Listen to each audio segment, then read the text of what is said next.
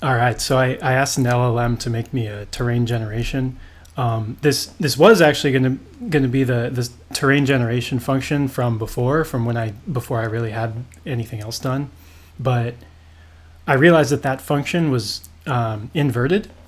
The result was a negative value when it should be positive, and vice versa. So I fixed it, which actually results in I mean, it was already a bizarre result before. That was how we got the floating blobs. But now instead, what we get is these tunnels, which are kind of interesting. And I still have terrain chunks still generate as you move. They also disappear behind you now, so as I continue traveling, they will disappear. I wanted to show this because I just thought it was interesting. The prompt, I don't remember the prompt that I gave the LLM to to give me this function, but I think it was something like, give me a procedural generation function that gives me some like nice mountains and hills and things like that. And instead, this is the result that I get. This insane, bizarro world of like creepy looking tunnels. But it's kind of cool. I mean, not gonna lie, this is interesting. But yeah, like, wow, look at this. And I'm just gonna try my best to stay within the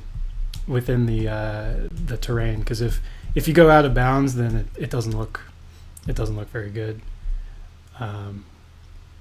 Looks like this is it's another tunnel. And yeah, it looks very bizarre. You know, it's like almost organic looking shapes. Kind of gives me the creeps. But yeah, it's definitely interesting. Yeah. I think part of the problem is the color that I chose, and the fact that it's kind of shiny. I really need to look into maybe getting textures on here. I've been kind of procrastinating the whole textures thing because I think that is going to be difficult. I don't have any UV mapping set up at all. I think the UV mapping part is actually not too difficult.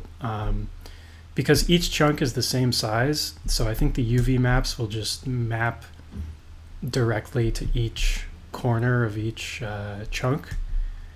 And, you know, the tricky part is getting the textures to tile nicely.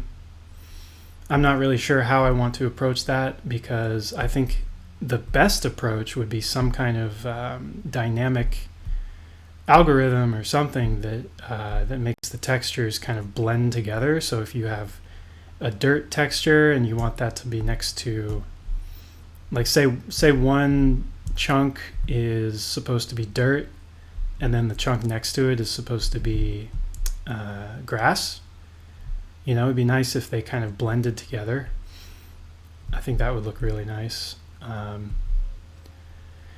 Yeah, and I've been thinking a lot also today about, I didn't do very much today on this, unfortunately, but I've been thinking a lot about other semi-related things I'd like to try, like adding grass, like actual blades of grass would be really cool. Unfortunately, that is quite difficult, I think, unless you don't care about it not looking very good. But I think it would be cool to, you know, to try to make it look really nice, and, you know, make it look nice from any angle. So even if you look at it from above, it would still look like grass. I think that would be very nice, but not totally sure how I'm going to approach that. I guess I'll start simple. But anyways, I just wanted to show off this, this bizarre. I might record another one of these as well.